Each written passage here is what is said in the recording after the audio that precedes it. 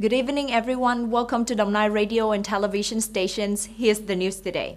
According to the Ministry of Industry and Trade, this year import and export activity between Vietnam and the European American markets will have many advantages thanks to the free trade agreements.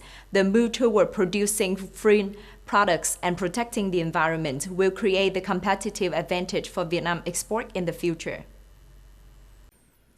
In order to boost export to the Europe-Americans regions, a representative of the Europe-Americans Market Department said that the Ministry of Industry and Trade should closely monitor the market situation, advise and propose cooperation frameworks and solutions, traditional market development methods.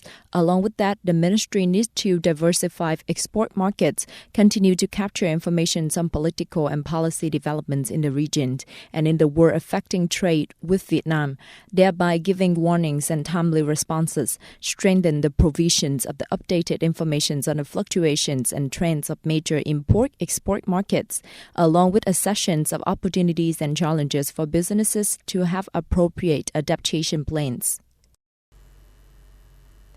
According to the General Statistics Office, most of the macroeconomy indicators of January this year had a decrease compared to the previous month and the same period last year. In the first month of the year, nearly 43,900 businesses withdrew from the market, up 14.4% over the same period last year.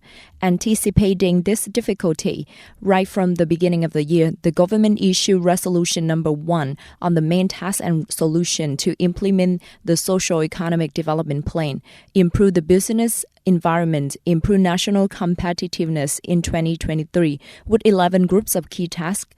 Up to this point, many ministries, branches, and localities have developed actions planned to implement this important resolution. Experts expect that the rapid implementations and issuance of actions planned for 2023 by ministries, branches, and localities will play a very important role. Relating to labor employment, the employment sessions in the early spring of the Lunar New Year 2023 has just been held online with the participations of 10 provinces and cities. This job sessions has 158 businesses registered to participate with the need to recruit nearly 56,000 workers, mainly in the fields of electronics, apparel, mechanics, the labor markets in the first few months. The year of the province is having many prosperity.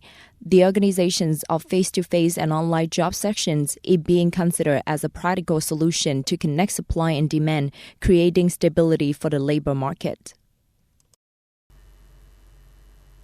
Less than a week after shooting down the Chinese spy balloon over the country, the U.S. military on February the 10th shot down an unidentified object flying over Alaska.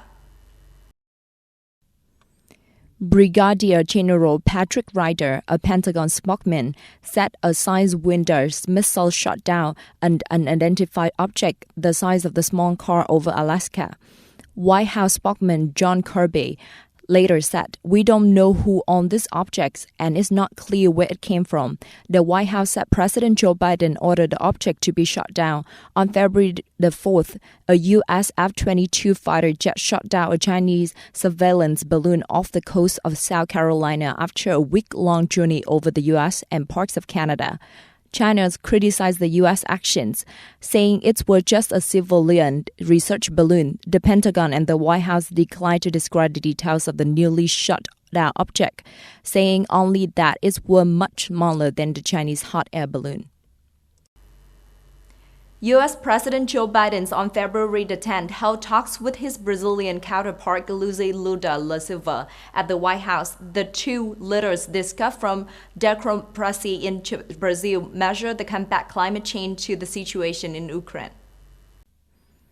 President Lula da Silva said the visits were aimed at the strengthening U.S.-Brazil relations, clarifying political issues in Brazil since the time of former President Jair Bolsonaro, and asked the U.S. support to solve the current security problem and the complicated developments in Brazil. President Biden said the United States wants Brazil to soon politically stabilize, prevent riots, and develop the economy. The Brazilian presidents were accompanied by the Minister of Foreign Affairs, Economy, Environment, Finance, and Racial Equality. This is the third foreign trip since the inaugurations of the President Lula da Silva. That is the end of our news today. Thank you for your time listening.